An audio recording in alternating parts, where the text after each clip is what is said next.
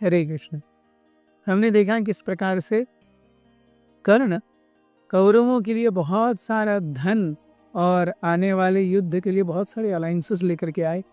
उसके बाद में दुर्योधन ने वैष्णव यज्ञ किया, लेकिन इसकी ख्याति और प्रशंसा बहुत हर जगह पर नहीं पहुंची। हालांकि पांडवों को बुलाया गया था, लेकिन युधिष्ठिर महाराज ने मना किया कि अरे, जब तक मेरे 13 वर्ष वनवास और अज्ञातवास के पूरे नहीं हो जाते मैं कहीं नहीं जा सकता। यज्ञ तो हो गया, लेकिन जैसे यज्ञ हुआ, युधिष्ठिर महाराज को यज्ञ के होने के बारे में और कर्ण ने जो प्रतिज्ञाएं ली थी कि मैं जब तक अर्जुन को नहीं मारूंगा तब तक मैं कोई भी साज और सामान ऐश्वर्य ग्रहण नहीं करूंगा, मैं खुद मांस नहीं भक्षण करूंगा और किसी को भी दान के लिए मैं ना नहीं करूंगा। ये कर्ण की प्रतिज्ञाएं सुन करके युधिष्ठिर महाराज को बहुत बेचैनी होने लगी। एक्चुअली इससे पहले जब युधिष्ठिर महाराज एक रात सो रहे थे, तो सोते हुए उन्होंने देखा कि द्वैत वन के काफी सारे हिंस्र पशु युधिष्ठिर महाराज के स्वप्न में आए और हाथ जोड़ करके करुण स्वर में आर्त भावना में कहने लगे कि हे महाराज, आप यहाँ पर हैं और आपने साधुओं की सहायता के लिए हमारे बहुत सारे सहचरों को मार दिया है। अब हम बहुत थोड़ी ही रह गए हैं, हम अपनी जान के लिए भयभीत हैं। कृपया हम जो बचे हुए हैं उनको भी ऐसे ही मार करके हमारी पूरी प्रजा को समाप्त मत कीजिए। ये सारे हिंस्र पशु युधिष्ठिर महाराज अपने स्वप्न में देख रहे हैं। इतने ज्यादा द्रवित थे, वो कांप रहे थे, उनकी आंखों से आंसू निकल रहे थे। युधिष्ठिर महाराज भी उनकी ये दयनीय अवस्था देख करके चौंक गए। उनका हृदय करुणा से भर गया और उन्होंने कहा कि निश्चित रूप से हम आपको अब यहाँ पर बिल्कुल भी तंग नहीं करेंगे, आप आश्वस्त रहिए। स्वप्न टूटने के बाद दूसरे दिन जब युधिष्ठिर महाराज उठे, वो बहुत बेचैन थे।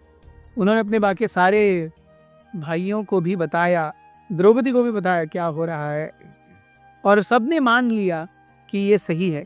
हमने यहाँ पर वन्य श्वपदों के साथ में बहुत अत्याचार किए हैं।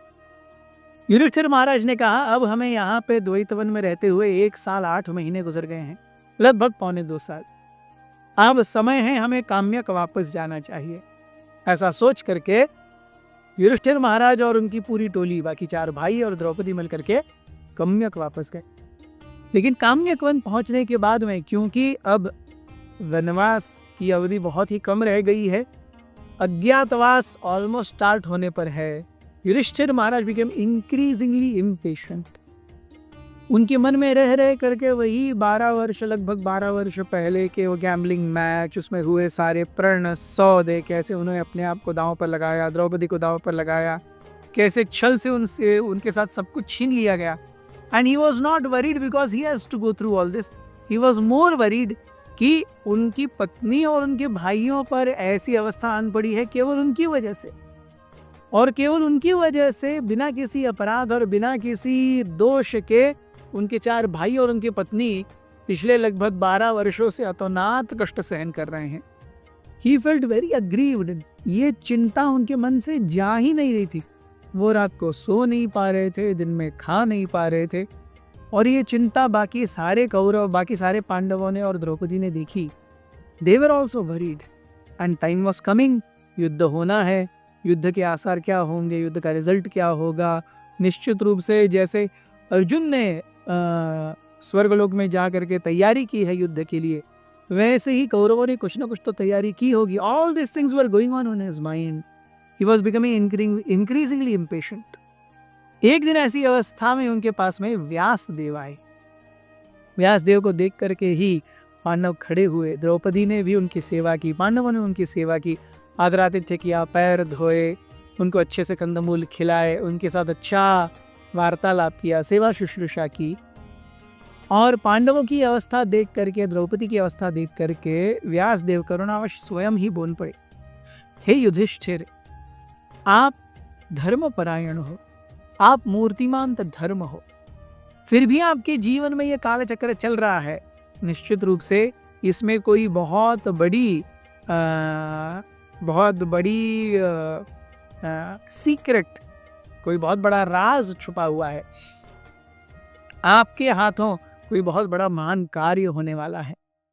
आप अभी आने वाले कठिन समय को मत देखो। व्यक्ति के जीवन में कठिनाइयाँ और आराम ये तो चलता ही रहता है। ये दिन या रात या मौसम या समय के समान चलने वाली चीज़ें हैं। अगर कोई अपने जीवन में सुख के समासुख को देख करके बहुत ही ज़्यादा चिंता मुक्त हो जाता है और दुख देख करके बहुत ज़्यादा आशंकित हो जाता है, तो ये दोनों अवस्थाएं व्यक्ति के लिए अच्छी नहीं हैं। व्यक्ति को चाहिए कि अपने कर्तव्य पथ पर अडिग रहे, अपने जीवन में अपने समत्व को बनाए रखे और काल के प्रभाव से बचने के लिए भगवान की भक्ति करे। पांडव निश्चित रूप से ये सब कर रहे थे। They were really preparing themselves with everything, with a rigorous schedule, physical exercises, archery practices, युद्ध कलाओं का प्रशिक्षण। They were keeping themselves abreast in any possible situation। ये अगर कुछ हो जाए तो हम तुरंत रिएक्ट करने के लिए we should be ready। Vyasdev ने कहा कि निश्चित रूप से धर्म की ही विजय होती है। कौरवों ने आप पर अतोनात कष्ट ढाले हैं, अन्याय किए हैं, लेकिन आप क्योंकि धर्म हो इसीलिए आप सब कुछ सहन करते आ रहे हो। जानो कि आपके पिताजी का साम्राज्य आपको मिलकर के ही रहेगा, आपसे वो कोई छीन नहीं सकता। आपसे बहुत ही जल्दी एक बहुत घमासान युद्ध होगा। इस युद्ध में आपकी विजय होगी और सब कुछ आपको मिल जाएगा।